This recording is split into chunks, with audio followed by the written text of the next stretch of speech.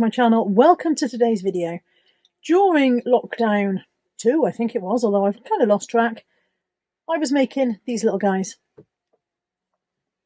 I called them lockdown buddies, and several people asked me if I would one day do an instruction video on how to make them. And it's taken me a long time, but here's that video. Obviously now we're not in lockdown, and let's hope we aren't having to go back into lockdown at any point. So we could call them something else, but I don't quite know what. Winter Wallies? Come up with a name for the lockdown buddies now that we're not in lockdown. Pop it in the comments below and I will do a comment generator draw and somebody can win this little guy that I've made today. In the meantime, pop into the video, see how I made him. To make your lockdown buddy, you will need one patterned sock and one plain white sock, or a flesh coloured sock or a brown sock, or whatever suits you really. So the striped sock that I have here is going to be for his body and clothes, and the white sock is going to be for his face. Using a nice sharp pair of scissors, I'm going to cut the sock in two places, just above the heel and just below the heel. And you're going to use all three parts that you've got there, so don't chuck anything in the bin. So as you can see, I'm showing you on this spare sock just where I cut, just above the heel and just below the heel. You then take that heel piece and cut it open at the far side opposite the stitched heel curve and fold it open.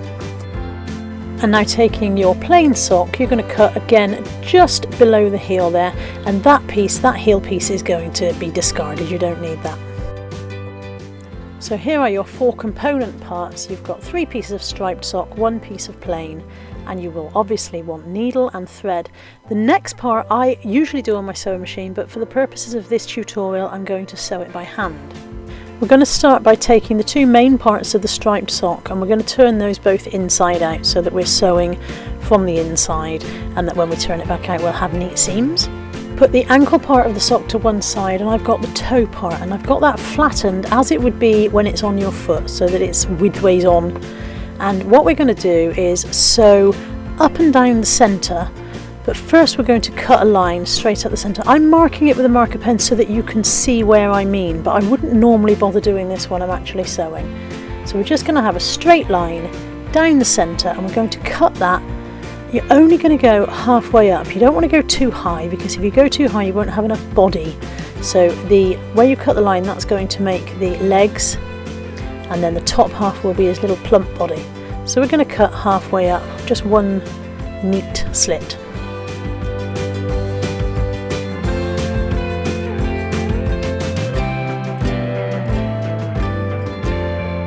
As you can see, he is now bifurcated, and what we need to do is hem around there so that his 2 legs are sewn neatly. So I'm just going to use a running back stitch, I think it's called, maybe it's called a back stitch, and I'm going to follow around the edges that I've cut. I start at one side on the seam where the toe is seamed across, and then just follow a curve around and go up the middle and back down the other side to close off each leg. Now that his little legs are done, it's time to do his hat. His hat, as you can see, is still inside out, and what we're going to do here is take a running stitch along and then put it together to gather it into a bag.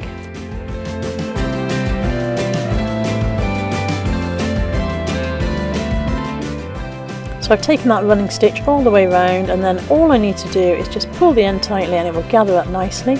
I then wrap my thread around and around that gather to strengthen it, and then just stitch straight through the centre of that gathered fabric to tighten it off and secure it. We then turn that back inside out, and there's a little hat done. Next it's time to stuff him, and for this you will want some soft toy wadding, which you can get from any craft store. You could also, if you're only making them for your own use the inside of a pillow or similar. We're going to take his little head, which is the white plain piece, and we're going to stuff it until it's really nice and round. We like them to have a nice round football-y head. So just take a wad of your wadding and in you go. When you're happy with the size and shape of his head, and I find rolling it in your hands makes it into a nice ball, you should have a little bit of a channel left at the bottom, which is where we're going to stitch all the way around with that running stitch as we did for his hat. So simply thread back up and stitch all the way around. But as you gather this one closed, you're going to tuck the ends into the top to make a nice neat finish, and then sew across the top to secure.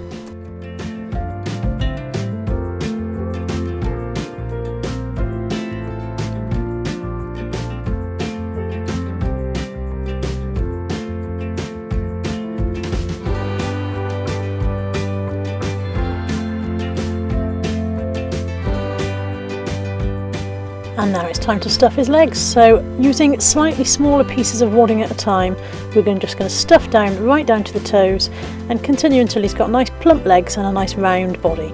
You do want him to have quite a little pot belly, and the reason for that is that as we stitch down to create his arms, some of that stuffing will flatten through. So quite a little pot belly there, making him look quite rounded.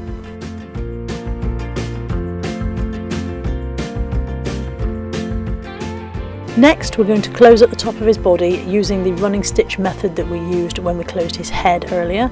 So attaching your thread at one end, a running stitch all the way around, and then drawing the threads together to close them up at the top.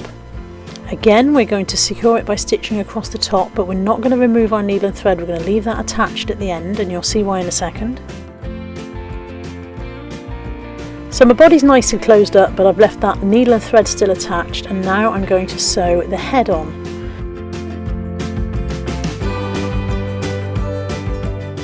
So holding his head in position above his neck, both in the same hand, I'm now just going to stitch down through the head and into the neck, and then back up, down through the head and into the neck, and I'm going to go round and round until his head is nicely secured. I can't show you this very easily on the camera, and I'm not sure I'm describing it very well, but literally we're just running the stitch through the base of his head into the top of his neck and going all the way round until we're secured nicely all the way. Once again, at the end of this, we're not going to cut that needle and thread off, we're leaving it in place, although I will stitch through in a couple of places just to secure, make a knot there, but I'm leaving that needle and thread attached. I'm going to take my needle down in through the base of his head, and we're going to bring it back out at the top of his armpit. And now we're going to stitch in and out through his body, going in at the front and out at the back until we've tightened all the way through and created a seam which makes his arms.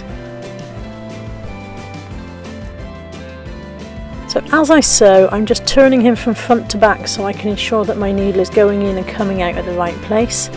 And I'm pulling that thread really nice and tight. It's important to use a strong thread to make sure it doesn't snap, because you do need to really put quite a lot of pressure on this thread.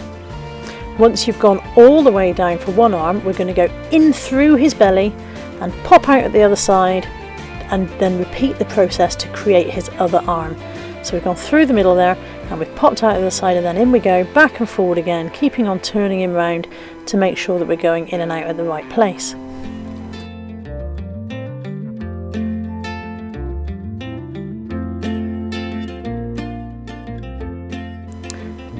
Now, still leaving that needle attached, I've just popped it in his arm for safekeeping. I'm going to go back and get the little toe piece that we cut out from the centre of the sock.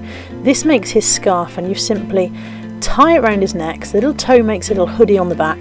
You tie it around his neck, and then I bend the tails down and stitch them into place using that needle and thread that's still attached. So I go back in through his body, pop out underneath the scarf with the point of my needle, and then just place a few tacking stitches in there to hold his scarf in place.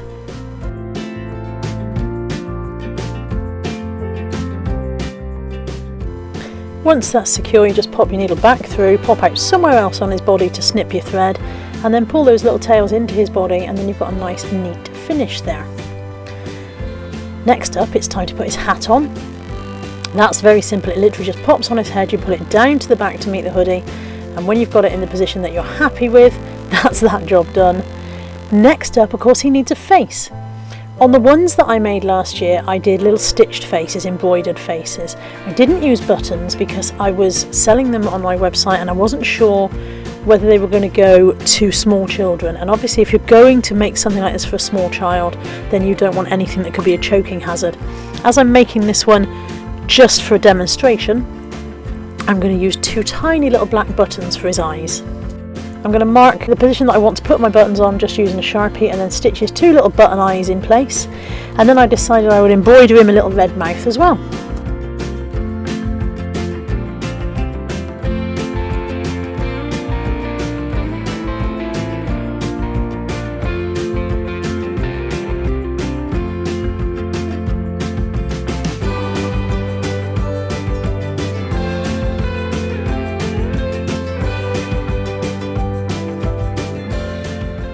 And he's all done.